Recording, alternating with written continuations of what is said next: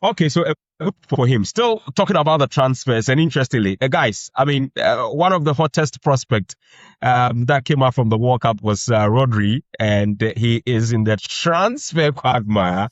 I mean, in the midst of everything, Real Madrid are interested in him. Barcelona are also interested in him. This evening, we are hearing that. I mean, Barcelona are tabling down 60 million euros for the midfielder. Madrid are also lurking around. They are very much interested in him. But then, High Priest, let me find from you. I mean, if you were to be Rodri, which team are you going to opt for? Is it Real Madrid He has only one answer. or He has Barcelona? only one answer. I know that. I just want to corner him. Then I'll follow up with the next question. So, if you are Rodri, in your current opinion, which team are you going to opt for? I mean, Barca Muniska.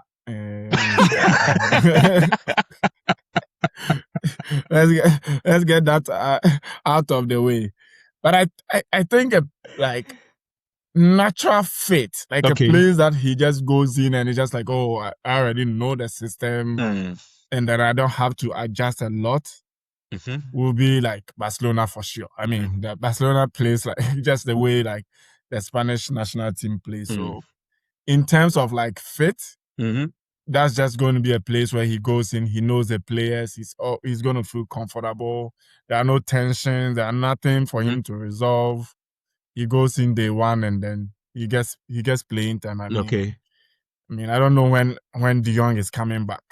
But in terms of who needs him the most, I think Real Madrid. Okay. Like Real Madrid needs him the most. We don't have like a caliber of player like him.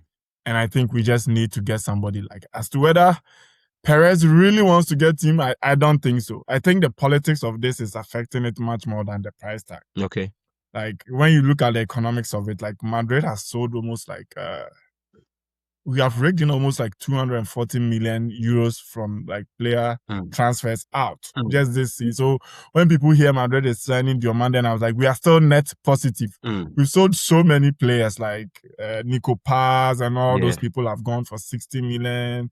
And we've sold lots of like the La Fabrica people. So we have enough money to do. But I don't think Perez is that keen on him. And he really doesn't want, because of the whole politics of how his competitor wanted to bring him in there. Like, if you listen to Perez and his backlash when this whole thing started at the end of the season, you know he's very, very political and he's also very vindictive. He doesn't want a player that most likely gave his assurance to the competitor that if you win, I'm going to come, and now that he has to sign you.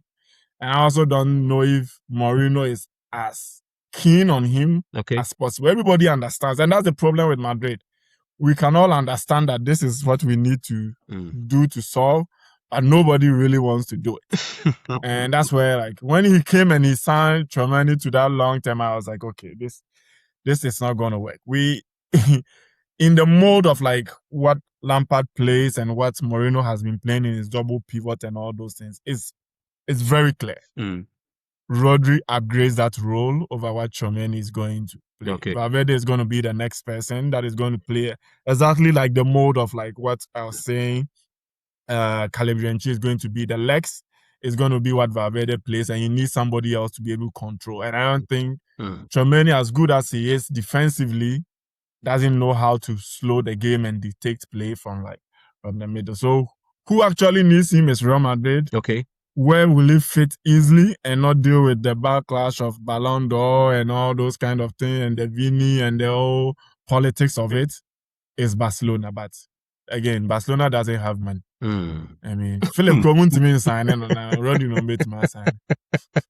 Anyways, but it is looking very much interesting. But then, what does he bring on board to both clubs if he was going to settle for either of them? What is he bringing on board, Rodri? So for Madrid, he's just replacing Toni Kroos. Whom I think that they've not replaced ever since he retired, right? So mind you, when Toni Kroos was there was also Modric, right? So you have both Kroos and then Modric doing the business within the middle of the park.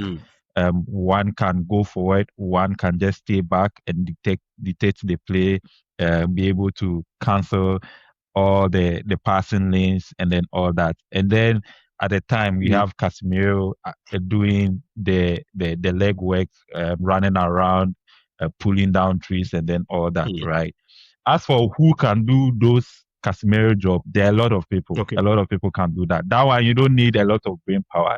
You just need to target your man and then go for him, or target the space and then attack the space, right? Yeah. But when you have possession, and then when you want to quickly change that defensive interceptions into transitions, right? You want to change that quickly into a counter attack. You need a Tony Kroos, you need a Modric who will see a pass 5 years, 10 years away, who will see a pass through the channel, right? And who can do that better than Rodri in today's modern game, or even in today's market, right? There might be a lot of players who can do that, but who is available now? It is Rodri. So I think that is what he brings to Madrid. But a very important point is that how Mourinho really want to play? I'm not so sure. Ever since Mourinho left, let me say the high profile teams, went to Roma, went to Portugal, went to Turkey and all that. I've not really, you cannot really say that he has been playing the same kind of way, right? I would say that his philosophy has kind of shifted a bit just because of how football has evolved. A lot more people have known how to play defensive and then all that. So just being defensive is not enough. You still have to have the players who can do the attacking, or probably just because of the teams that he has been so far, he's not been able to show his tactical prowess that we've known him when he was at Chelsea, when he was at Madrid and all that. So I'm not too sure now that he's back in Madrid how he's going to play, right?